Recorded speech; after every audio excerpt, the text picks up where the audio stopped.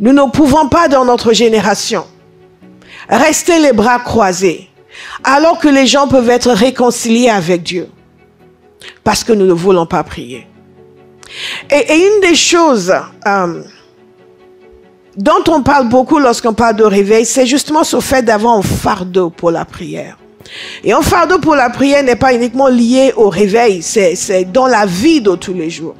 Je vous ai expliqué qu'un certain nombre de Dieu avait dit que quand Dieu veut bénir un peuple, il leur donne un fardeau pour quelque chose qui est cher à son cœur. Quand vous avez un fardeau pour quelque chose, quand Dieu met quelque chose sur vous, vous voyez une situation qui ne va pas et vous ne tenez pas tranquille. Il faut que ça change. Ça, c'est un fardeau. C'est un cri, c'est un désir intense, profond, presque agonisant de voir quelque chose changer. Je vous disais que nous chantions ce chant, Seigneur, j'ai soif pour le réveil que tu as promis. On marchait dans les rues de Paris et on pleurait.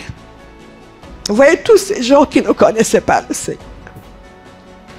Et aujourd'hui encore, je ne peux pas juste aller me promener sur les Champs-Élysées sans pleurer.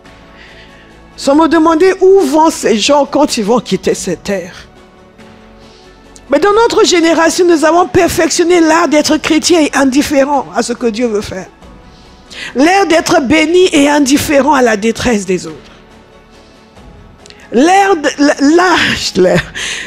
de chanter, crier les louanges sans pour autant être touché par ce que Dieu veut faire dans notre génération. Mais quelqu'un va dire ce matin, Père, donne-moi un fardeau pour le réveil. Donne-moi un fardeau pour le réveil.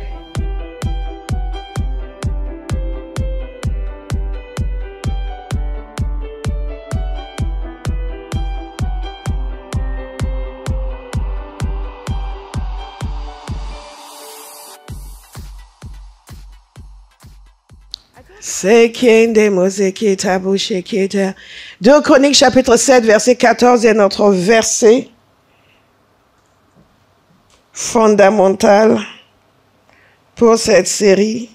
Et ce verset nous dit ceci: si mon peuple, celui qui porte mon nom, s'humilie, prie et me cherche, et s'il renonce à ses mauvaises voies, je l'écouterai du haut du ciel, je lui pardonnerai son péché et je guérirai son pays. Nous avons vu longuement ce verset. Nous en avons tiré plusieurs leçons, dont celle-ci, que Dieu est toujours disposé à agir dans un pays, toujours disposé à toucher les nations. Mais il y a une condition, son peuple doit s'impliquer, doit se repentir de ses mauvaises voies, doit prier, chercher sa face. Et il donne la promesse. Et la promesse est celle-ci: je l'écouterai. La parole de Dieu nous dit que si nous demandons quelque chose conformément à sa volonté, nous savons qu'il nous écoute. Nous savons qu'il nous écoute. Et si nous savons qu'il nous écoute, nous savons que nous possédons ce que nous avons demandé. Et ce principe est récurrent dans la parole de Dieu. Nous mettons nos vies en conformité et nous demandons en conformité. Nous ne demandons pas, comme je vous dis souvent, nous ne demandons pas le mari de la voisine. Non. Dieu nous aime, et parce qu'il nous aime, il ne répond pas à des prières stupides, ni à des prières qui ne sont pas conformes à sa volonté. Mais la guérison des nations, la délivrance des nations, le réveil, le changement radical, c'est le désir de Dieu. Et c'est le désir de Dieu parce qu'il a envoyé Jésus pour cela, pour réconcilier le monde avec lui-même. Donc quand nous sommes là à dire oui, oh c'est difficile, les gens ne veulent pas entendre, c'est pas possible pour amener les gens à Christ, non. Ça c'est juste le fait que nous ne sommes pas sérieux. Parce que ce pour lequel Jésus est venu sur terre ne peut pas être impossible. Est-ce que vous me suivez? Amen. Si Jésus est venu sur terre pour que les hommes soient réconciliés avec Dieu, qu'il est mort à la croix, qu'il a subi ce châtiment, le châtiment qui nous donne la paix est tombé sur lui, ce n'est pas pour que les gens ne soient pas sauvés.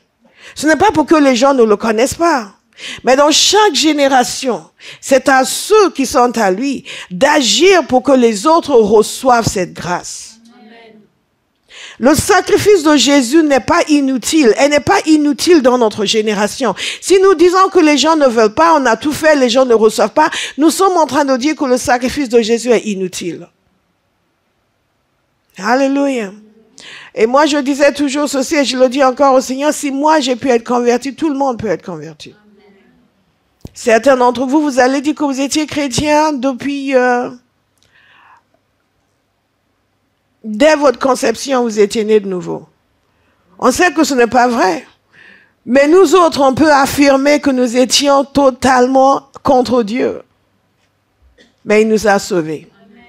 Et il nous a sauvés parce qu'il veut aussi sauver à travers nous. Et un des facteurs déclencheurs du réveil, c'est la prière. Nous le voyons depuis 5 semaines. C'est le 5e message.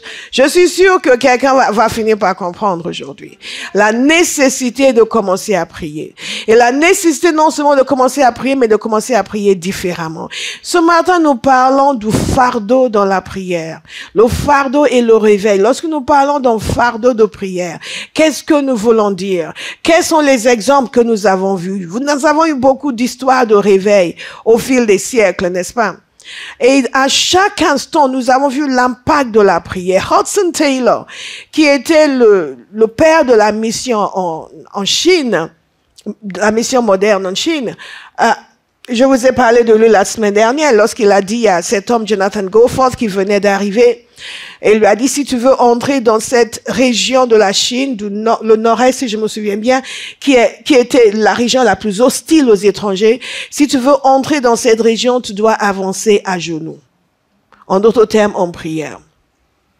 Donc, il raconte une histoire. Il y avait un couple de missionnaires qui étaient dans une certaine région. Et dans cette région, ils avaient 10 stations où... on appelait ça des stations, des endroits spécifiques où ils avaient des missions. 10 lieux de mission. Et rien n'allait. Rien n'allait. Ils n'arrivaient pas à toucher les gens avec l'évangile. C'était difficile. C'était compliqué. Beaucoup d'opposition, beaucoup de ralentissement. C'était vraiment pénible.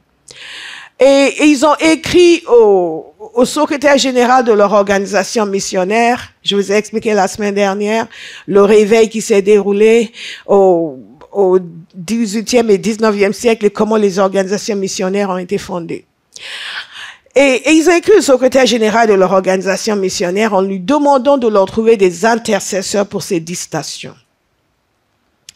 Et tout d'un coup, ils ont remarqué que dans 7 de ces stations, les choses ont changé. Les cœurs étaient plus ouverts, beaucoup de gens se sont convertis. Il y a un changement radical. La mission a progressé de façon spectaculaire. Mais dans 3 de ces stations, rien n'a changé. C'était toujours difficile de toucher les gens. Et plus tard, lorsqu'ils sont retournés à leur base, ils ont compris pourquoi. Parce que le secrétaire général de leur organisation leur a dit qu'il n'a pas pu trouver des intercesseurs pour 3 de ces stations. Et c'était les 3 où rien n'a bougé. Est-ce que vous avez compris ce que je suis en train de vous dire? Les 7 où la mission a progressé, où les gens sont devenus ouverts, les gens se sont convertis massivement, l'église a grandi, c'est les 7 pour lesquels les gens priaient. Et ceux qui priaient à distance, priaient aux États-Unis. Et en Chine, les choses changeaient. Nous allons prier. Amen. Nous allons prier. Amen. Nous allons prier. Amen. Toute résistance à la parole de Dieu est une résistance qui continue d'exister parce que Dieu n'a pas trouvé un homme et une femme pour prier. Nous ne pouvons pas, dans notre génération, rester les bras croisés alors que les gens peuvent être réconciliés avec Dieu parce que nous ne voulons pas prier. Et une des choses dont on parle beaucoup lorsqu'on parle de réveil, c'est justement ce fait d'avoir un fardeau pour la prière. Et un fardeau pour la prière n'est pas uniquement lié au réveil, c'est dans la vie de tous les jours. Je vous ai expliqué qu'un certain homme de Dieu avait dit que quand Dieu veut bénir un peuple, il leur donne un fardeau pour quelque chose qui est cher à son cœur. Quand vous avez un fardeau pour quelque chose, quand Dieu met quelque chose sur vous, vous voyez une situation qui ne va pas et vous ne tenez pas tranquille. Il faut que ça change. Ça, c'est un fardeau. C'est un cri, c'est un désir intense, profond, presque agonisant de voir quelque chose changer. Je vous disais que nous chantions ce chant, Seigneur, j'ai soif pour le réveil que tu as promis. On marchait dans les rues de Paris et on pleurait. Vous voyez tous ces gens qui ne connaissaient pas le Seigneur.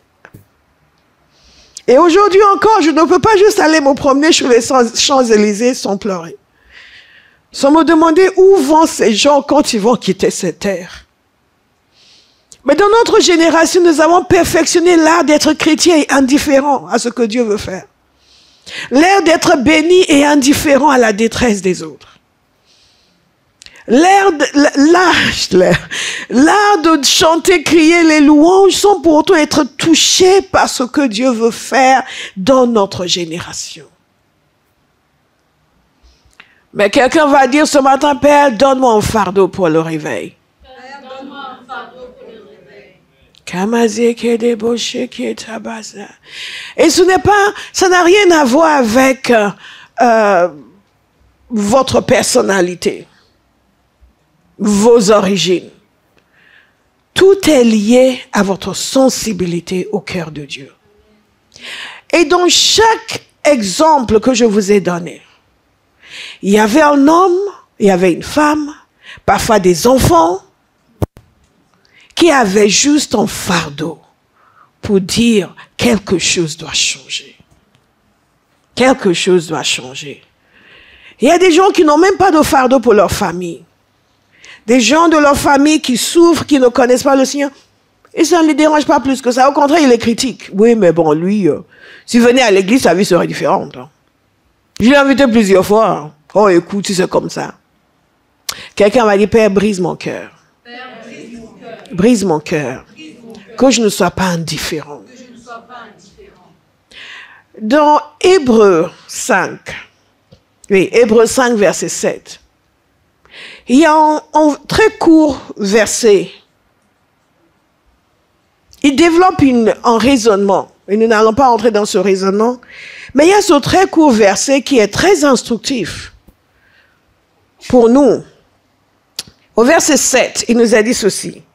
Pendant sa vie terrestre, Christ a présenté avec de grands cris et avec larmes des prières et des supplications à celui qui pouvait le sauver de la mort. Et il a été exaucé à cause de sa piété, dans certaines traductions à cause de sa révérence. Mais sur quoi je veux mettre l'accent aujourd'hui, c'est la prière de Jésus. Et que pendant sa vie terrestre, il a présenté avec de grands cris et avec larmes des prières et des supplications. Parce qu'il avait un fardeau pour le salut de l'humanité. Et quand il priait avec ses tripes.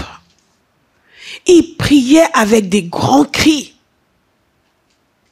À cause du désir intense qui était en lui. L'année dernière, j'ai fait un enseignement sur l'indifférence. Et beaucoup se sont reconnus. Quand nous sommes à fond dans tout ce qui nous est vendu dans notre génération, nous sommes excessivement préoccupés. De temps en temps, je regarde au sujet desquels les gens discutent. Et quelqu'un va discuter du fait qu'un tel a quitté sa femme. Et il a pris une nouvelle épouse. Et ils vont passer 1 heure de leur temps à en parler. Vous me suivez? Et certains sont des chrétiens. Ou parfois ils vont dire, mais la couleur de la saison, c'est le jaune. Mais l'autre, il a fait une robe en bleu. Mes enfants, qui ne sait pas que la couleur de la saison, c'est le jaune? Et ils vont passer 3 heures à en parler. Et si vous avez l'habitude de participer à ce genre de discussion, vous allez vous rendre compte que vous êtes rempli de considérations autres. Que les choses essentielles de l'existence humaine n'ont pas de connexion avec vous. Bien-aimés, il y a beaucoup de communication aujourd'hui. Nous devons décider ce qui a de la valeur. Et nous focaliser sur ce qui a de la valeur. Est-ce que vous me suivez? Et cette génération plus que toute autre génération, parce qu'il y a une abondance de discours. Mais dans ces discours, 0,0000000, I don't know how many 0,1% valent la peine d'être entendus. Et donc, nous sommes indifférents aux choses essentielles et fondamentales. Au réveil que Dieu veut amener dans notre génération. Parce que nous sommes trop distraits. Mais il y a des gens qui entendaient, si je peux dire, le battement du cœur de Dieu. Et qui, dans leur génération, ont décidé ce que tu vas faire par moi. Et Jésus, il était ce qu'on dit en anglais, single-minded. Focalisé sur son objectif. Et parce qu'il était focalisé sur son objectif, il pouvait prier avec intensité. Pourquoi nous n'avons pas de fardeau? Nous ne pouvons pas prier avec intensité parce que nous sommes trop distraits par des choses futiles. Je vais inviter quelqu'un à décider que ma vie ne sera pas gaspillée sur la futilité. Mais elle va servir à adresser des prières pressantes à Dieu pour changer ma famille, pour changer ma génération. Pour que la bénédiction et la grâce que Jésus a amenée deviennent notre partage. La parole de Dieu nous dit ceci, la prière fervente du juste a une grande efficacité. Donc nous avons cette assurance que lorsque nous prions, que nous avons un fardeau et nous prions avec ferveur, quelque chose va changer. Dites à quelqu'un, quelque chose va changer. Alléluia. Il y a une histoire sur le réveil de la Corée. Si le Seigneur le permet, dans la semaine, on va parler en détail du réveil de la Corée. Et il y a toute une série de réveils qui se sont produits au début du XXe siècle. Celui dont tout le monde a entendu parler, c'est le réveil du pays de Galles. Et le réveil du pays de Galles a démarré parce qu'il y avait un jeune homme qui s'était donné à la prière. Dès son enfance, il priait de façon intense. Je vous ai déjà parlé longuement du réveil du pays de Galles et de Evan Roberts, ce jeune homme que Dieu a utilisé. Et après, il a été dans des circonstances qui l'ont propulsé, mais tout était fondé sur la prière. Et le réveil du pays de Galles a inspiré beaucoup de personnes. Et au début du siècle dernier, à Pyongyang, il y avait un groupe de serviteurs de Dieu qui s'étaient rassemblés. Et ils voulaient approfondir leur vie spirituelle. Mais ensuite, quelqu'un est venu leur dire, je vous lirai les détails après, quelqu'un est venu leur parler de ce qui s'était passé au pays de Galles.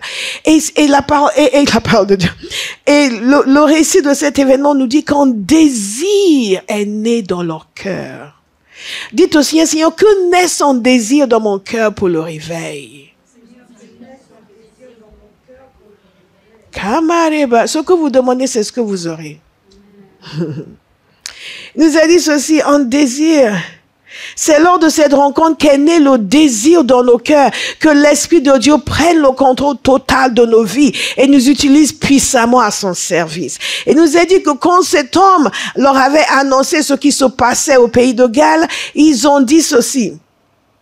Il nous a dit ceci. Son annonce a donné à certains de nos gens un grand désir d'avoir la même bénédiction. Et ce désir, quand il est approfondi, se traduit en un fardeau intense, où vous ne pouvez pas ne pas le vouloir. Vous ne pouvez pas vous empêcher de prier. Et ce qui est extraordinaire, c'est que là, nous parlons de fardeau pour les réveils, mais ça touche différents niveaux de nos vies. Il y a des moments dans votre vie, vous sentez comme un poids, une intensité, on appelle, il faut prier pour telle chose. Parfois, vous ne savez même pas ce dont il s'agit. Juste une insistance du Saint-Esprit. Et il met une pression sur vous, il faut prier, il faut prier. Et si vous êtes quelqu'un qui avait l'habitude de prier, il y a des moments où vous allez juste vous entendre prier. Je vous en ai souvent parlé. Et je peux vous dire, personnellement, à des moments clés de ma vie, j'ai su que quelque chose allait se produire par l'intensité de prière qui sortait de moi. Pas que moi j'avais décidé, mais juste un fardeau qui venait sur moi et je m'entendais prier non-stop, non-stop, non-stop. Comme si le Saint-Esprit me mobilisait. You will pray. Et j'étais là, priez en langue, priez en langue, priez en langue, priez en langue, priez en langue. Alléluia. Parce que le Saint-Esprit nous aide. Et il travaille avec nous. Et après, quelque chose se produit. Une situation se produit. Une porte s'ouvre. Alléluia. Et pour le réveil, c'est la même chose. Pourquoi nous n'avons pas le réveil? Parce que nous n'avons pas de désir. Nous n'avons pas de fardeau. Ah, ce sera sympa, hein? On va faire ceci, on va faire ça, mais ça reste au niveau des souhaits. Ce n'est pas aller plus loin. Je vais vous inviter à prier pendant 1 minute. Et Père, mets en moi un fardeau pour le réveil. Mets en moi un fardeau pour le réveil. Mets en moi un fardeau pour le réveil. Mobilise-moi pour une prière intense. Priez, priez, priez. Priez, s'il vous plaît. Priez, s'il vous plaît. Oh, Jesus. Oh, Jesus.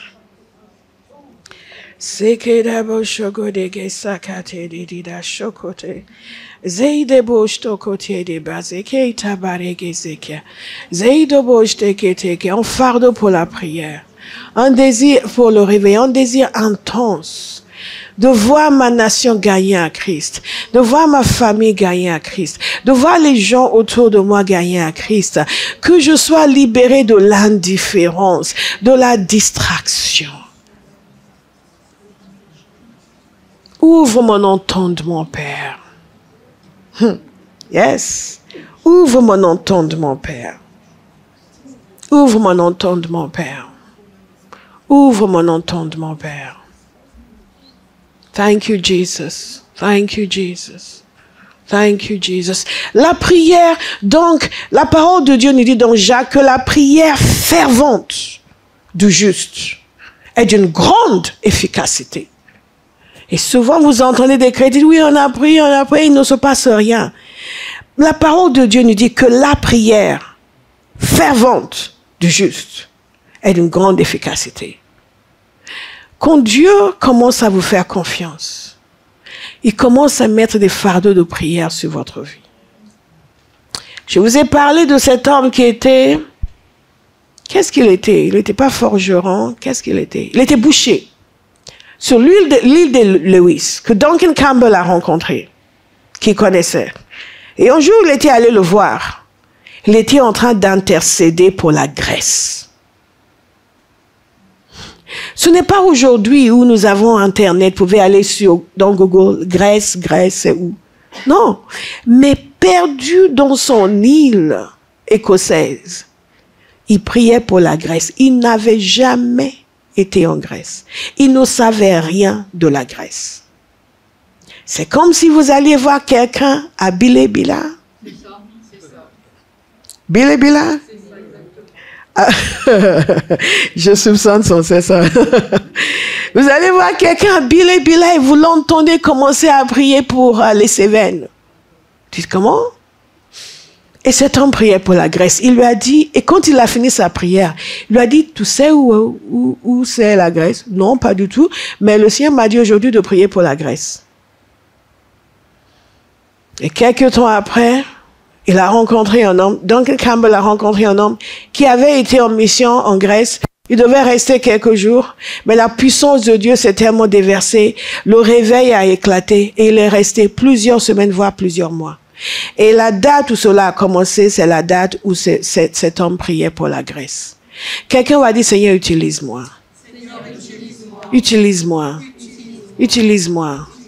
Quand Dieu voit des gens qui ont cœur pour lui, il peut mettre sur eux un fardeau pour prier. Pour prier pour des choses qui ne les concernent pas. Pour prier pour les choses qui ne les regardent pas personnellement. Simplement les choses qui sont importantes pour Dieu. Et tous ces missionnaires qui sont allés dans le monde entier, ça ne les concernait pas individuellement. Ils allaient dans des contrées où ils ne connaissaient personne, ce n'était pas de leur famille. Je vous ai parlé de Jonathan Goforth. Il a donné le témoignage d'un homme que pour lui, ce qui démontrait réellement, l'exemple pour lui de la puissance de la prière et de l'engagement dans la prière pour le réveil, c'était un homme qui était, il a donné son nom, je l'ai dans mes notes, c'était un homme qui était missionnaire dans une certaine partie de la Chine. Et dans cette région, justement, ils étaient très hostiles vis-à-vis des étrangers. Et quand il y a eu la révolte, ce qu'on appelle en anglais the Boxers Rebellion, il y a eu cette révolte où ils ont massacré 30 000 chrétiens chinois et plusieurs centaines de missionnaires. Cet homme, ils l'ont aspergé de kérosène. Et ils ont commencé à le brûler vif. Mais il a pu être sauvé par des chrétiens, mais il a perdu ses yeux. Donc il est retourné dans son pays d'origine. Et cet homme, il ne pouvait plus servir sur le terrain, il a dû retourner dans son pays, mais il ne vivait que pour prier pour cette région. Est-ce que vous avez compris? Il a consacré ensuite toute sa vie à prier pour le réveil dans cette région. Et quand Jonathan Goforth est arrivé dans cette région, le réveil avait éclaté. Un endroit qui était difficile, où les gens ne voulaient pas du tout de l'évangile. Un homme qui a perdu ses yeux à cause de cette région et a décidé qu'il allait consacrer le restant de ses jours à prier. Et il priait et tout a changé. Nous allons prier. Amen. Nous allons prier. Amen. Nous allons prier. Amen. Ces principes ne sont pas que des principes, c'est la réalité. C'est pour cela que je vous partage tous ces témoignages de réveil, pour que vous compreniez que nous ne sommes pas en train de demander quelque chose de bizarre, quelque chose qui ne s'est jamais produit. Parce que quand nous ne voyons que notre génération, nous avons une idée de la foi chrétienne, du christianisme qui est erronée.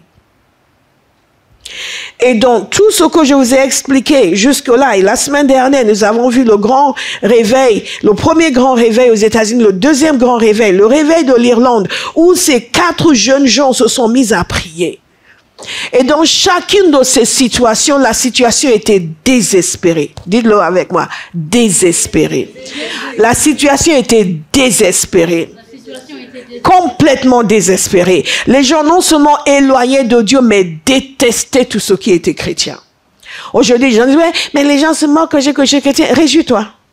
So what? Tu ne seras pas le premier. Ils se moquaient. Et quand les gens allaient dans la rue pour prêcher, aujourd'hui en Angleterre, il y a tout un débat sur le fait que un certain comté voulait interdire la prédication de rue, et etc. et traîner en justice les gens qui allaient parler de Jésus dans la rue. Les gens étaient, mais il était tonton. Ce n'était même pas que le gouvernement, c'est que même les gens de la rue, vous parlez de Jésus, ils vous jettent des pierres. Mais Dieu a retourné la situation. Amen. Vous n'êtes pas là. Amen. Vous n'êtes pas là. Amen. Vous voulez juste que je vous dise que Dieu va vous donner beaucoup d'argent. Dieu a retourné la situation. Et il va le faire dans notre génération. Amen. Il va le faire dans notre génération. Amen. Parce qu'il va trouver des gens qui vont prier. Parce que Iman va prier. Amen. Alléluia. Amen. Parce que Olive va prier. Amen. Parce que le chevalier va prier. Amen. Parce que Sylvie va prier. Amen. Parce que le lévite va prier. Amen. Alléluia. Et c'est qui le lévite? Ah.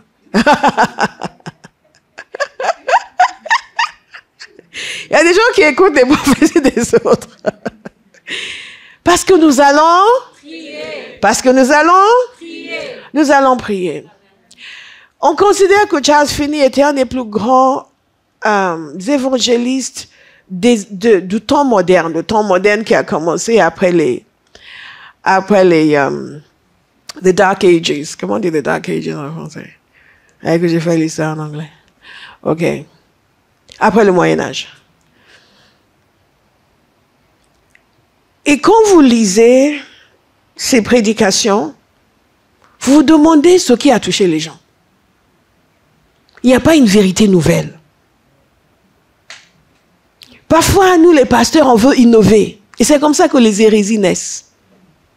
On pense que pour que les gens soient touchés, il faut sortir quelque chose de nouveau. Il faut amener une interprétation personnelle. Quelque chose qu'ils n'ont jamais entendu. Ils vont savoir que Dieu parle par son serviteur. Non, tout ça, ce n'est pas sérieux.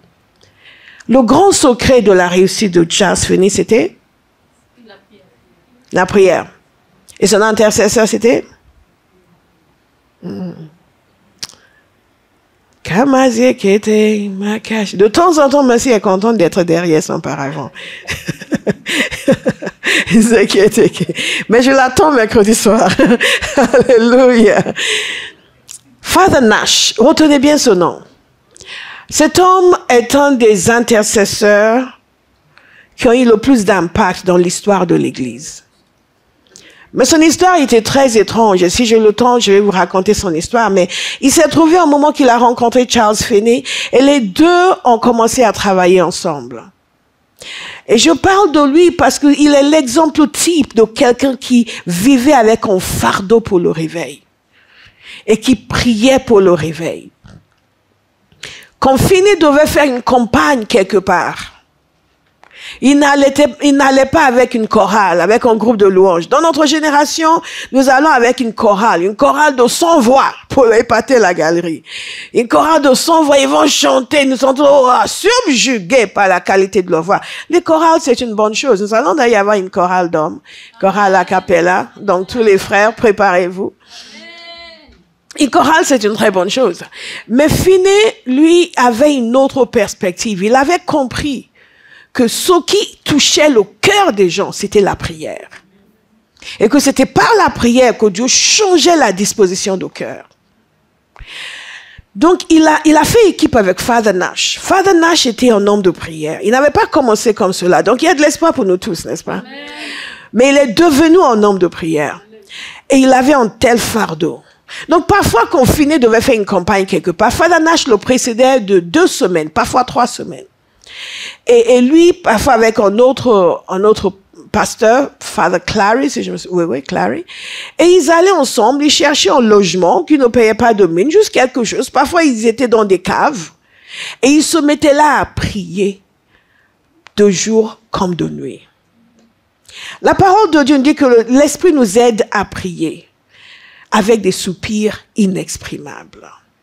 Je vais vous lire 2 ou 3 citations sur la prière de Father Nash, parce que je suis en train de vous parler d'un fardeau pour la prière, un fardeau pour le réveil, qui se traduit par une prière intense, où on ne lâche pas l'affaire. La parole de Dieu dit que Jésus a prié avec de grands cris et des larmes, des prières et des supplications. Et quand Dieu vous utilise dans la délivrance, soit dit en passant, il y a des moments où vous allez vous voir commencer à intercéder sans savoir pourquoi. Très souvent, après cela, vous allez être confronté avec quelqu'un qui a un cas de délivrance grave. Et ça va se passer comme ça. Comme une lettre à la poste. Pourquoi? Parce que vous avez porté ce fardeau dans la prière. Et la puissance de Dieu va descendre. Quelqu'un va dire, je vais prier. Je vais prier. Ça, c'est une histoire que beaucoup de gens connaissent, du moins dans le monde anglophone. Et c'est une femme qui louait des chambres dans sa maison. Elle avait dit à Finney, elle lui a dit, une fois, ou Finney a dit ceci plutôt, il parle de cette situation. Une fois, alors que je me rendais en ville, dans une ville pour commencer une campagne d'évangélisation de réveil, une dame qui tenait une pension de famille m'a contacté. Elle m'a dit, frère Finney, connaissez-vous un certain père Nash, Father Nash? Lui et 2 autres hommes, écoutez attentivement, sont hébergés dans ma pension depuis 3 jours, mais ils n'ont pas touché à la nourriture. J'ai ouvert la porte et je les ai observés, car je les entendais gémir. Et je les ai vus prosternés. Ils sont restés ainsi pendant 3 jours, allongés sur le sol en gémissant. J'ai pensé qu'il leur était arrivé quelque chose de terrible. J'avais peur d'entrer et je ne savais pas quoi faire. Pourriez-vous venir voir ce qu'ils ont? Et Finney lui a dit, non, ce n'est pas nécessaire. Ils sont juste dans les douleurs de l'enfantement dans la prière. Allongés par terre pendant 3 jours, en train de gémir devant le Seigneur pour que les gens soient sauvés. Le prédicateur n'y était pas. Il allait arriver plus tard, faire son discours. Les gens allaient venir massivement à la conversion. Mais le travail qui a ouvert leur cœur a été fait dans la prière. Est-ce qu'il y a quelqu'un ici qui va prier? Amen.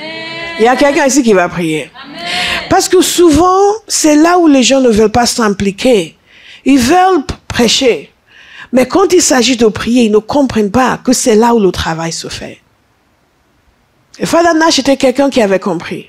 Lui-même était pasteur avant, mais dès qu'il a fait équipe avec Finney, il considérait que son travail, c'était de prier.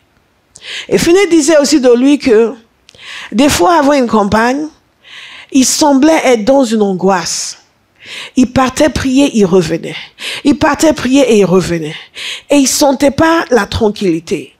Et après, au moment où il allait revenir et dire, c'est bon, le Seigneur est là. Et à chaque fois qu'il a dit cela, Finney a vu des résultats spectaculaires. En d'autres termes, c'était gagné d'avance. Est-ce que vous me suivez? C'était gagné d'avance. Non pas par la puissance de la prédication, mais par la puissance de la prière. Est-ce que la prédication doit être puissante? Oui. Mais c'est la prière qui rend la prédication puissante. Sans la prière, la prédication ne va pas avancer, entrer dans les cœurs avec la même force et la même intensité. Et il obtenait ses victoires dans la prière avant de venir. Une fois, ils sont allés voir une dame, ils ont voulu louer dans sa pension. Elle a dit qu'elle n'avait pas de place. Qu'est-ce qu'ils ont pris? Ils ont pris sa cave. Les 3 ans sont descendus dans la cave. Ils y sont restés pendant 2 semaines à prier, à gémir, à crier à Dieu. Est-ce qu'il y a des gens qui veulent que Dieu leur donne un cœur comme cela aujourd'hui? Amen. Est-ce que nous pouvons avoir ce genre de cœur pour Dieu, pour les âmes, pour les gens qui ne connaissent pas le Seigneur? Est-ce que nous pouvons avoir un cœur qui fait en sorte que nous ne venons pas à l'église en déambulant, tranquille, en prenant notre place? Ok, quel est le repas qui va m'être servi aujourd'hui? Mais qu'avant de venir, nous avons déjà gémi devant le Seigneur dans la prière pour que, Père, il y ait des gens qui seront sauvés aujourd'hui, qui seront connectés avec Jésus aujourd'hui, dont la vie sera transformée aujourd'hui. Avant de venir, et en venant, nous venons avec empressement, nous venons à l'heure et avant l'heure, nous sommes déjà en prière avant même le culte, parce que nous avons une attente, nous sommes participants de ce que Dieu veut faire, et nous attendons à quelque chose et nous sommes investis. C'est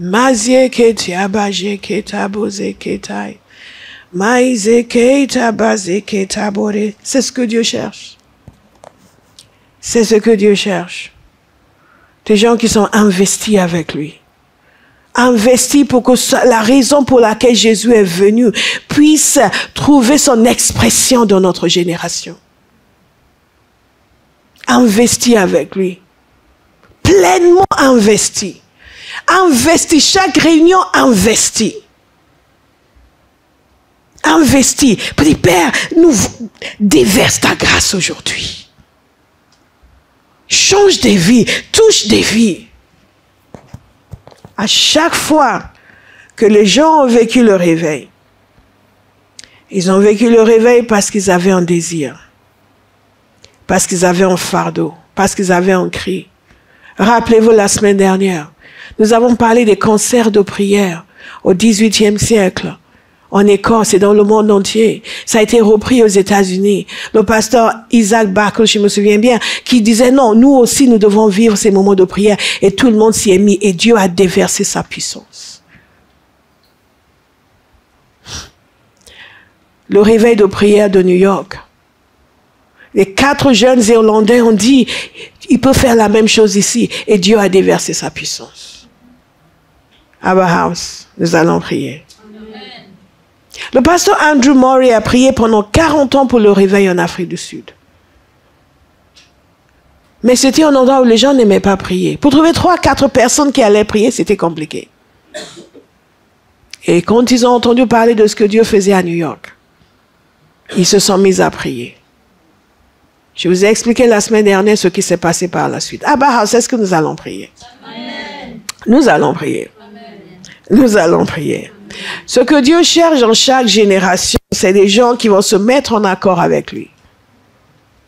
Et qui vont dire, ce qui est sur ton cœur, Père, nous allons l'amener à l'existence par nos prières. Amen. Nous allons être la connexion ici sur terre. Parce que tout ce que Dieu fait sur la terre, c'est parce qu'il y a un être humain qui demande. Et qui demande avec insistance. J'ai demandé mes notes parce que je voulais vous lire quelque chose sur le réveil en Corée. Mais je ne sais même pas s'ils n'ont pas mélangé mes notes. Parce que ces gens en voulaient. Et ils priaient à tel point où même les enfants, les écoliers, quand la grâce de Dieu a commencé à se manifester, ce fardeau de prière a touché les écoliers. Et les écoliers, dans leur réunion, ils priaient en pleurant, en agonisant pour leurs petits camarades qui ne connaissaient pas le Seigneur. À Bauhaus, nous avons besoin d'un fardeau. Amen. Des grands fardeaux conduisent à des prières extraordinaires. Des prières extraordinaires conduisent à des sacrifices extraordinaires. Des sacrifices extraordinaires conduisent à des réveils extraordinaires. Il nous a dit concernant Paul et Barnabas qu'ils ont mis leur vie en danger à cause de l'évangile. Où sont les gens dans notre génération qui sont capables de cela? Je suis toujours fasciné par Paul. Et la manière dont il considérait toutes choses comme de la boue pour gagner Christ. J'ai déjà conseillé des gens qui considéraient Christ comme de la boue pour gagner le monde. Il y a un changement qui se produit à l'intérieur par la puissance du Saint-Esprit. Quand la parole de Dieu pénètre en nous. Nous ne sommes pas tenus d'être des chrétiens superficiels comme des gens que nous voyons autour de nous. Nous avons bu de l'Esprit de l'Éternel. Le même esprit que l'apôtre Paul a reçu, c'est celui que nous avons reçu. Nous n'avons pas reçu une version du 21e siècle, une version dégradée. Une version charnelle. Non, nous avons reçu l'Esprit de l'Éternel. Et je dis depuis des années, Père, ce que tu as fait dans Paul, fais-le en moi. Comment quelqu'un peut aimer Dieu comme cela? Comment quelqu'un peut se donner totalement à Dieu comme cela? Et dans chaque génération, nous avons des Pauls. Des gens en qui Dieu a manifesté sa confiance. Quelqu'un va dire, oui, je veux bien, c'est bien tout ça, mais moi, je n'ai pas de fardeau. Comment on fait? On demande. On demande. On demande. Une des premières choses que je vous ai dit concernant la prière, c'est que la prière produit en nous ce fardeau de prier, ce fardeau pour le réveil. Il y a une action, il y a d'abord une action souveraine de Dieu qui vient trouver les gens qui sont volontaires. Et c'est ce qui est en train de se passer avec nous aujourd'hui. Il nous lance une invitation. Cette série de messages, ce n'est pas juste pour vous donner des informations. C'est une invitation que le Seigneur nous lance à devenir ses agents sur la terre et à commencer à prier sérieusement pour le réveil, à accepter ce qu'il veut faire à travers nous, en nous. Et lorsque le Seigneur nous a amenés dans ce temps d'action de grâce mercredi, c'était comme s'il était en train de nous dire, je vous ai accompagné jusqu'ici. C'est un chapitre qui se termine et un nouveau chapitre commence. Et dans ce nouveau chapitre, il y a une intensification de l'adoration, intensification de la louange et la présence de Dieu plus que jamais va demeurer au milieu de nous. Amen. Mais la présence de Dieu ne vient pas pour nous chatouiller. La présence de Dieu vient pour faire de nous des créatures du ciel. Des hommes et des femmes qui sont sur la terre mais qui ont le cœur du Père. Amen. Et qui fonctionnent selon les désirs du Père. Amen. Moi, je refuse de subir la tyrannie d'une génération perverse. Il faut que mes pensées soient conformes aux pensées de Dieu. Claires, limpides, pures, généreuses, bonnes. Amen. Amen. Amen. Alléluia. Amen. Et dans chacun de ces réveils, il a essayé de trouver des hommes pour prier. Dieu lance une invitation, une action souveraine. Il est allé voir ces deux vieilles dames sur l'île de Lewis. Il leur a parlé du réveil, qui voulait amener le réveil. Et elles se sont mises à prier. Elles ont accepté l'invitation. À Bauhaus, est-ce que nous acceptons l'invitation? Amen. Elles ont accepté, elles se sont mises à prier. Ça n'en avait vraiment pas l'air. Elles avaient ce fardeau dans leur cœur pour que l'église, c'est comme ça qu'elles ont dit, que l'église de leurs ancêtres soit de nouveau remplie de jeunes. Parce que l'église de leurs ancêtres était désertée. Mais quand Dieu a répondu à leur prière, c'était extraordinaire. Nous avons un Dieu qui est merveilleux. Lui-même vient nous dire ce qu'il veut faire. Il nous invite à demander. Il nous dit dans le psaume 2, verset 8, que nous avons l'habitude de prier. Demandez-moi et je vous donnerai les nations en héritage, les extrémités de la terre en possession. Qui va demander? Waouh, il y a deux personnes qui vont demander. Qui va demander? Qui va demander? Nous allons prier. Nous allons prier. Nous allons prier. Et moi, je veux voir cette grâce à Abba House.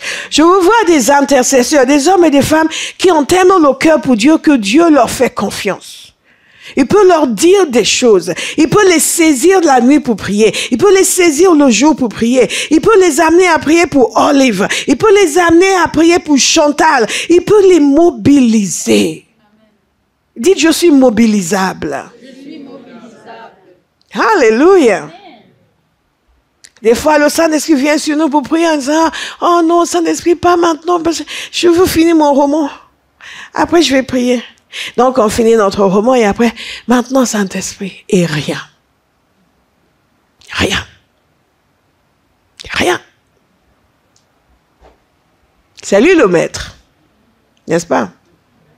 C'est lui le maître. Nous le suivons. Je voulais vous lire quelque chose.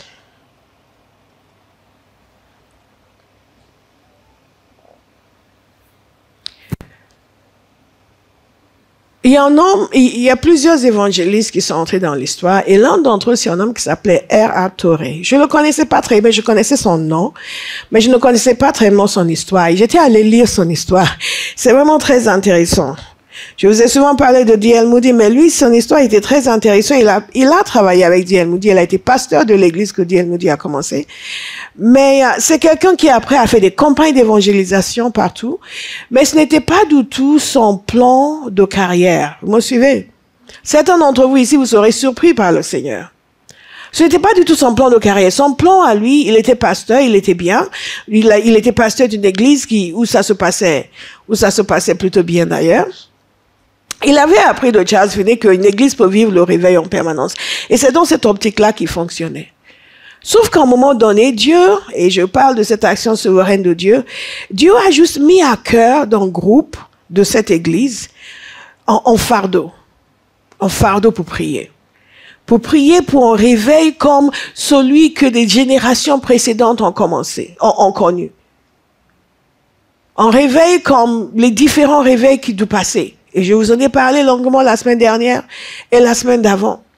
Ils avaient juste ce fardeau et ils se sont mis à prier. Ils se sont mis à prier. Mais au fur et à mesure qu'ils priaient, Dieu a augmenté ce fardeau. Je vous ai dit au début que nous recevons le fardeau pour le réveil en priant pour le réveil.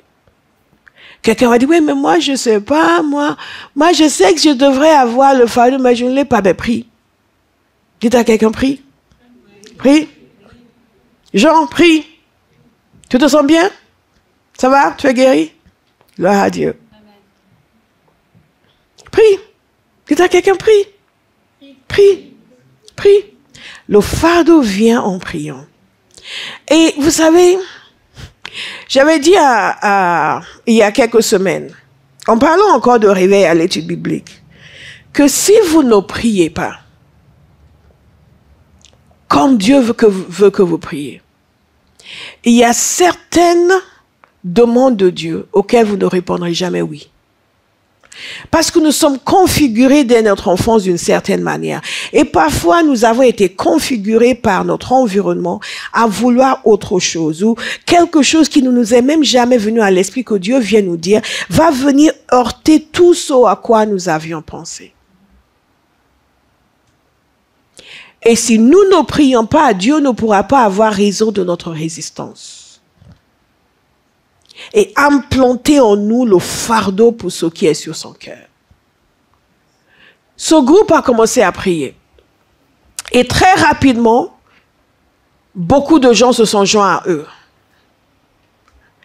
Et ils sont arrivés au nombre de 300 personnes et ils ont continué à prier.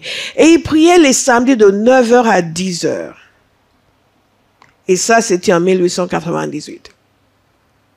Vous vous souvenez que je vous ai parlé de tous les réveils qui se sont produits au début du siècle dernier? À la fin du siècle précédent, il y a eu beaucoup de mouvements de prière. Et ce sont ces mouvements de prière dans le monde entier qui ont conduit à tous ces réveils du XXe siècle. Ce groupe a commencé à prier. Ils priaient longtemps. Pendant longtemps, ils ont prié. Ils priaient de 9h à 10h du matin. Et ils continuaient. Beaucoup de gens se joignaient à eux. Ensuite, mois après mois, après mois, après mois, ils ont prié pendant longtemps. Sans voir de changement. Nous avons besoin de résilience. Nous avons besoin de persévérance. Il y a des gens qui vont être constants dans la prière pendant 3 mois. Après, ils disent, oui, mais bon, on prie, on ne voit rien. Mais ce n'est pas votre témoignage. Amen. Ensuite, en samedi soir, il nous a dit c'est que le fardeau pour le réveil est devenu très intense. Pas pendant qu'ils étaient allongés à regarder la télévision. Non. Pas pendant qu'ils étaient sur Facebook. C'était pendant qu'ils étaient en prière. Dieu a multiplié leur fardeau pour le réveil. Et ils ont commencé à crier à Dieu. Et la parole de Dieu est claire sur l'impact de la prière fervente. Dites fervente. Fervente. Remuez-vous pour prier avec ferveur. Et si ce n'est pas en vous, dites Seigneur, il y a quelque chose qui doit changer en moi. Je dois gagner en ferveur. Je suis trop froid. La prière fervente. Et il y a cette intensité à continuer. Et alors qu'il devait prier courtement, je vais vous lire le récit, parce que il y a des mots qui sont utilisés ici, que je veux que vous saisissiez. Le fardeau pour le réveil est devenu tellement intense qu'Autoré et certains de ses associés sont restés après la réunion. Et ils sont allés dans une petite pièce à côté pour continuer à prier en agonisant jusqu'à 2h du matin. Vous avez entendu cela? Ils priaient en agonisant. Il y a une dimension de prière où c'est comme si vos tripes vont sortir. Tout votre être est dedans. Finney disait que Father Nash priait parfois jusqu'à tomber malade. Il y avait une telle intensité, un tel cri de l'intérieur, physique, un investissement. Vous n'allez pas tomber malade. Si c'est comme ça, je ne vais pas vous voyez. C'est juste une façon de dire qu'il y avait un investissement personnel. Parce que nos prières, c'est « Ah Seigneur, agis, oh agis, ou parfois nous allons crier fort en langue. » Et c'est bon, non, mon cœur doit être touché. Est-ce que vous pouvez le dire? Touche mon cœur, Père. Touche mon cœur, Père. Je donne toujours l'exemple des mamans, parce que les mamans sont vraiment un exemple. Voyez une maman qui a un enfant malade. Elle est là, tout son être, il faut qu'il soit guéri. Si vous lui dites de prier, n'est-ce pas? Est-ce que les mamans peuvent te dire oui? Ah non, elles ne sont pas d'accord. Ok. C'est comme ça que nous prions pour le réveil. Et ils ont prié, nous ont dit une prière agonisant jusqu'à 2h du matin. Et c'était le schéma, ils ont suivi ce schéma tous les vendredis, tous les samedis soirs. Les gens, ils finissaient la réunion officielle et après ils continuaient. Et ils disaient que ces réunions, des réunions similaires ont suivi, caractérisées, écoutez bien, par une prière fervente. Et un cri profond pour le réveil. Nous en avons besoin. Nous en avons besoin. Parce que ça nous manque dans notre génération. Cette ferveur, ce cri, cette intensité, ce désir intense, c'est ça un fardeau. Que non, they must be saved. Kamaze Ketai. Quand j'ai commencé à expérimenter cela, j'étais une jeune femme dans mon petit studio, mon premier studio à Paris. Et nous étions en train de prier. Tout d'un coup, je me suis entendue prier. Et je priais pour un pays de l'Europe de l'Est. Je m'entendais dire Bosnie-Herzégovine. Même aujourd'hui, je n'ai pas de connexion avec la Bosnie-Herzégovine. Mais à l'époque, my God, mais ça me... à l'intérieur. Pourquoi? Parce que Dieu voulait faire quelque chose quelque part pour quelqu'un en Bosnie. Et il a trouvé une jeune fille qui disait, apprends-moi à prier, Jésus. Il a dit, tiens, on va t'apprendre à prier. Dites, apprends-moi à prier, Seigneur. Apprends-moi à prier, Seigneur. On ne peut pas le fabriquer. C'est l'action du Saint-Esprit. Mais cette action du Saint-Esprit vient sur les gens qui ont le cœur disposé, qui sont conscients du fait qu'il y a plus et que je peux être utile à Dieu. Je peux être une bénédiction pour quelqu'un. Donc, Père, je t'offre ma vie. Tu veux quelqu'un pour prier? Je veux prier. Tu as quelque chose que tu veux accomplir dans ma génération? Mets le fardeau sur moi. Que je ne puisse pas juste être olé, olé, vamos à la playa, oh, oh, oh. Alors que tu attends quelqu'un. Écoutez, quand Dieu commence à vous apprendre l'intercession, c'est excitant, c'est intéressant. Parfois, j'étais là, je faisais mes courses et tout d'un coup, je sentais, il faut que je rentre. Mais comme Rakasek. Et j'étais là et je rentrais chez moi, je jetais mon sac, pas une explosion en langue. Si vous demandez, il vous donne. Il y a quelqu'un qui va demander. Il y a quelqu'un qui va demander. Il y a quelqu'un qui va demander. Il y a quelqu'un qui va demander. Au lieu de rentrer pour dire, oh, c'est épuisant. Franchement, aujourd'hui, les métros, il y a du monde partout. Oh, les embouteillages. Non, le Saint-Esprit commence déjà à vous agiter. Vous avez hâte de rentrer. Dès que vous rentrez, même pas le temps de dire, il fait chaud, vous jetez tout. Vous commencez à prier et ça sort. C'est comme une explosion. Et parfois, c'est des cris, des larmes. Vous pouvez sentir la douleur de quelqu'un. Parfois, je prie pour quelqu'un et je sais quand ils ont vécu certaines angoisses, parfois je le ressens. Et vous entendez le Saint-Esprit prier à travers vous pour qu'il soit libéré. Je vous assure, c'est infiniment plus intéressant que de passer sa soirée à regarder la télévision. Et ils ont ce cri intense pour le réveil. Ces réunions, écoutez attentivement, ont continué pendant 3 ans. En dépit de l'absence immédiate à leur prière. Ces réunions ont continué pendant 3 ans.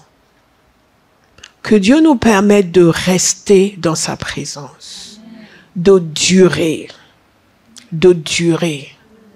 Lorsque nous sommes convaincus de ce que Dieu veut, que nous sommes connectés à son cœur, nous ne sommes pas là à dire, mais Seigneur, ça fait 6 mois qu'on prie. Hein? Non, non, non. Nous continuons. Parce que c'est un accord entre nous et Dieu, jusqu'à ce qu'il manifeste ce qui est sur son cœur. Qui va continuer? Waouh, vous n'êtes pas convaincus. Qui va continuer? Qui va continuer? Nous ne lâchons pas. Vous connaissez ma prière, Seigneur, rends-moi plus têtu que le diable. Ce n'est pas moi qui vais lâcher, c'est lui qui va lâcher. Il n'est pas question. Nous allons prier jusqu'à ce que Dieu veut faire se manifeste. Jusqu'à ce que nous voyons les rues de Paris remplies d'hommes et de femmes qui déclarent la louange de Jésus. Et il va montrer à chacun de nous des choses qui vont lui permettre de comprendre qu'il est sur la bonne voie. Il va vous donner un verset, il va toucher votre cœur, vous allez être dans un temps de prière, il va vous saisir. Et pendant ces temps de prière, Dieu a saisi son serviteur, Eratoré, qui était le pasteur de l'église, qui était dans le ministère, il était tranquille, il faisait des choses superbes, il était bien. Il avait été un peu dans l'itinérance et après il est devenu pasteur établi. Et tout d'un coup, pendant ces temps de prière, il était à genoux avec les autres, il s'est entendu demander à Dieu de l'envoyer dans le monde entier pour annoncer l'évangile. Il s'est entendu demander. Ce n'était pas quelque chose qu'il avait dans son cœur. C'était loin de ses projets. Il était bien établi dans son église comme pasteur. Quand vous vous mettez à prier sérieusement avec le fardeau de Dieu, vous allez découvrir des choses sur vous-même que vous n'imaginez pas. Amen. Et c'est dans ces temps de prière, parfois ces temps de prière sont longs parce que Dieu est en train de nous changer nous-mêmes. Quand vous priez, Dieu vous change. Quand vous priez, il vous affine. Quand vous priez, il vous permet d'être sensible à son cœur. Et pendant ce temps de prière, Dieu a tellement travaillé son cœur, il est devenu sensible. Il lui-même a demandé à Dieu de l'envoyer dans le monde entier pour annoncer l'évangile. Quand il a entendu cela sortir de sa bouche, il s'est dit, mais, ok. Et tout de suite, il a compris. Il a compris que le Seigneur l'appelait à quitter son pastorat et aller dans le monde entier annoncer l'évangile. Et ce qu'il a dit, c'est comment est-ce que ça va se faire? Mais ça s'est fait. Je vous raconte cette histoire, c'est intéressant, c'est important. Ou la semaine prochaine, ou prenons le tour de jeûne de cette semaine. Je vais établir le lien entre l'appel de cet homme et le réveil qui s'est produit en Inde. Parce qu'il était un instrument de Dieu pour toucher des personnes, pour le déclenchement de ce réveil. Qui va prier? Qui va prier? Comment est-ce que nous recevons le fardeau pour la prière? Par une action souveraine de Dieu et en disant oui. En priant. Nous recevons ce fardeau pour la prière, pour le réveil, en nous inspirant de ce que Dieu a fait par le passé. Toutes ces histoires de réveil, je ne vous les raconte pas pour vous divertir. Vous n'êtes pas des chèvres. C'est Spurgeon qui disait qu'un temps viendra où dans l'église, les prédicateurs ne vont plus enseigner les brebis, ils vont divertir les chèvres. Donc, vous n'êtes pas des chèvres. Amen. Amen. Amen. Je ne dis pas toutes ces choses pour vous divertir, mais pour vous inspirer. Amen. Pour que vous puissiez dire, ici aussi, Père. Avec nous aussi, Père. Parce que c'est ce qui s'est passé dans beaucoup de ces réveils. Ils ont entendu que Dieu faisait des choses extraordinaires quelque part. Ils ont dit, ici aussi, Père. Alléluia. Amen. Le réveil du pays de Galles a eu un impact en Inde, en Corée. Et le réveil de la Corée est extraordinaire parce qu'aujourd'hui encore, le monde entier a été impacté par le mouvement de prière en Corée. Ceux qui ont quelques années de conversion savent. Qui connaît le pasteur Yonggi Cho ici?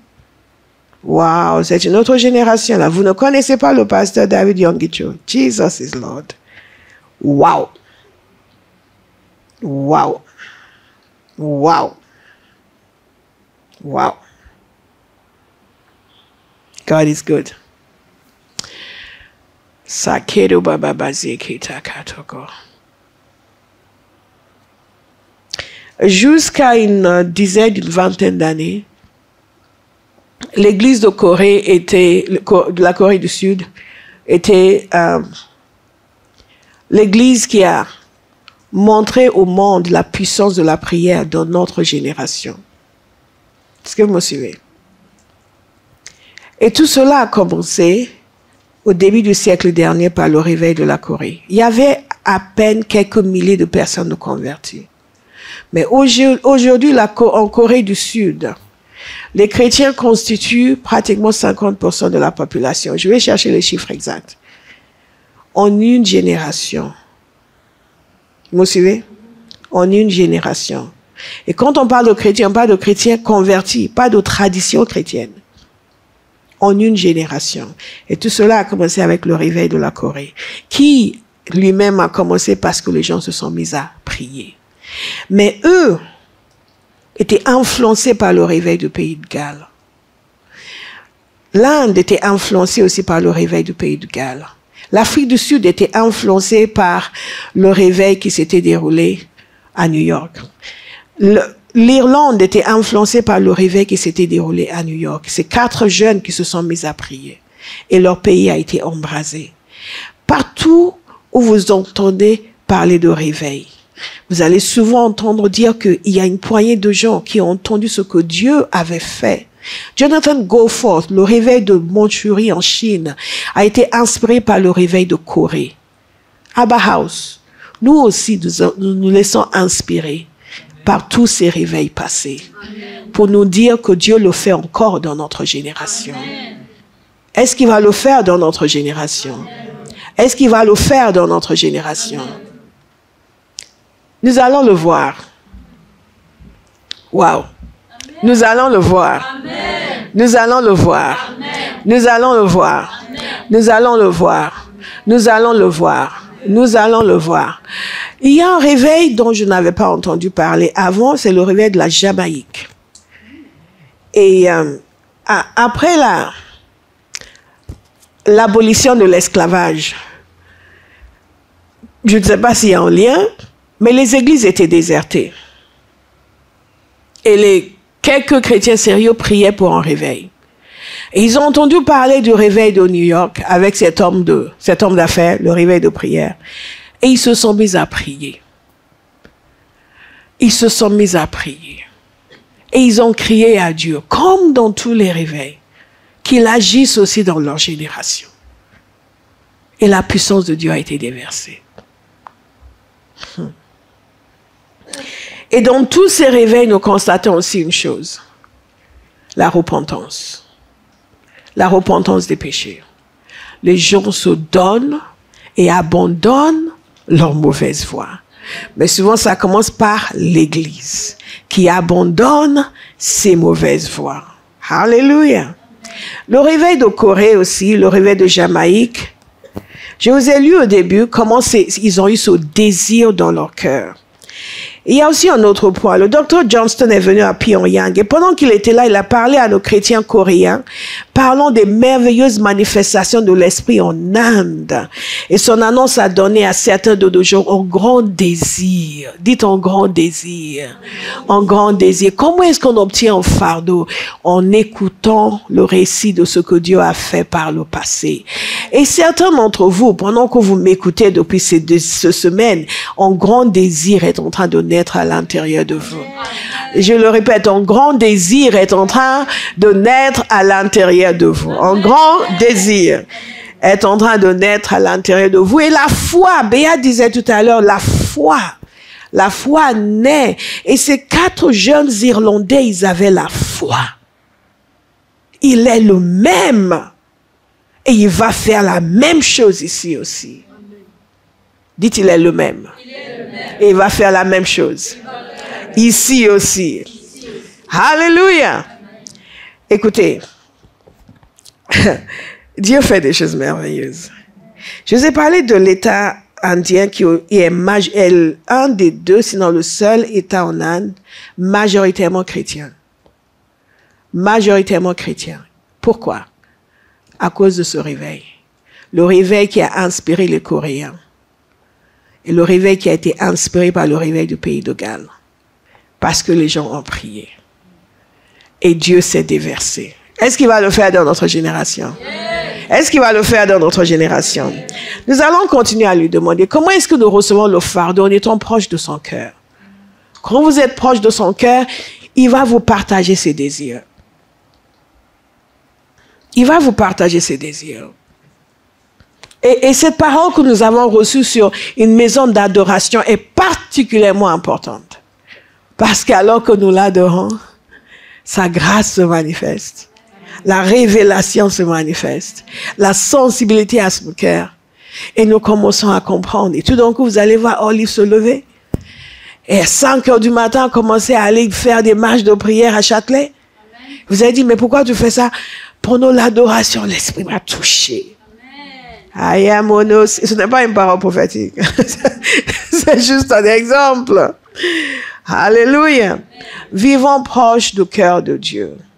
Vivons proche du cœur de Dieu. Et nous n'allons pas passer à côté de quoi que ce soit. Comment est-ce que nous recevons un fardeau? Et c'est le dernier point. Ensuite, nous allons prier.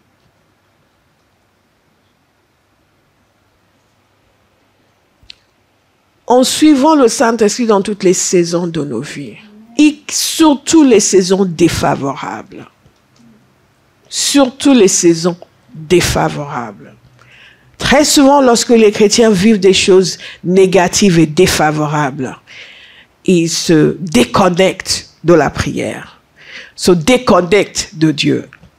Ils murmurent, ils se plaignent. Mais si vous regardez bien votre Bible, vous allez constater que tous les gens que Dieu a utilisés puissamment ont connu des saisons défavorables. Lisez attentivement. Ils ont connu des saisons défavorables. Et c'est en sortant de ces saisons défavorables qu'ils ont connu une éclosion. Paul a connu une saison défavorable.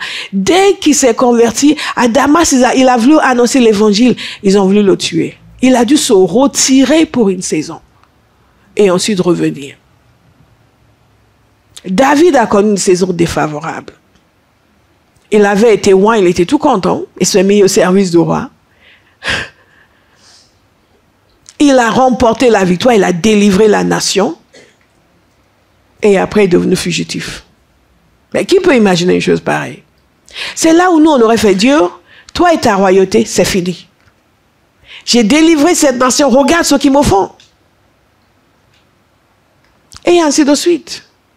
Regardez Abraham, notre père dans la foi. La stérilité pendant de longues années. Et il a reçu une promesse de Dieu. Mais il était stérile. Non seulement ça, l'endroit où Dieu l'envoie, il y a une famine.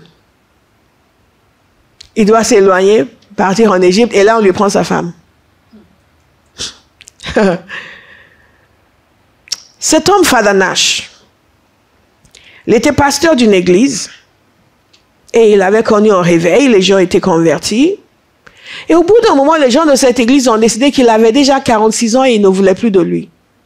Ils voulaient un jeune homme. Ils se sont arrangés, il y a un groupe qui a fait une réunion étrange, ils se sont arrangés pour le virer. Mais il a gardé un bon cœur, il a continué quand même à les aider de temps en temps, il venait faire les baptêmes, il venait faire ceci. Il a même continué à prêcher et il a eu encore un autre réveil qui s'est produit. Quelques centaines de personnes, 200 personnes se sont converties dans une petite ville. Et vous allez penser qu'ils vont dire, ah pardon pasteur, revenez. Non, non, non, non, ils ne voulaient toujours plus, pas de lui. Et au bout d'un moment, au bout de 2 ans, il était quand même cassé, il était brisé.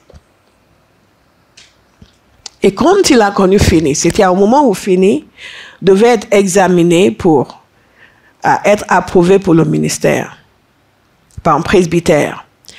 Et cet homme faisait partie du presbytère Fadanash. Et Finney a décrit leur rencontre. Lui, il est entré dans la pièce. Fadanash était là, devant l'auditoire. Et il le voyait, il regardait tous ceux qui passaient, il regardait les gens. Et lui, il pensait qu'il parlait aux gens. C'est en l'écoutant qu'il a compris qu'il priait. Il a dit, mais quelle drôle de façon de prier. Pourquoi? Parce que cet homme était cassé. Il était brisé. Il était épuisé. Sa prière était froide, sèche, pas de vie. Il regardait les gens, il priait, il regardait tous ceux qui venaient, il priait. Mais peu de temps après cela, il est tombé malade. Il a eu une inflammation des yeux. Il a dû rester allongé pendant des semaines, peut-être même des mois. Et pendant ce temps-là, qu'est-ce qu'il a fait? Il a prié. Il pouvait se plaindre, il pouvait dire, ouais, j'ai été rejeté, je ne suis plus rien, maintenant je suis malade. Non, il a prié. Et c'est pendant ces semaines où il était alité que la puissance de la prière est venue dans sa vie. Alléluia. Amen. Et quand Finney l'a revu à New York, il a dit qu'il était rempli de la puissance de la prière. Et sa destinée a changé. Sa vie a changé. Le fardeau pour les âmes, le fardeau pour la prière est venu sur lui. Parce que dans une saison défavorable de sa vie, il a continué à suivre le Seigneur. Levons-nous, nous allons prier.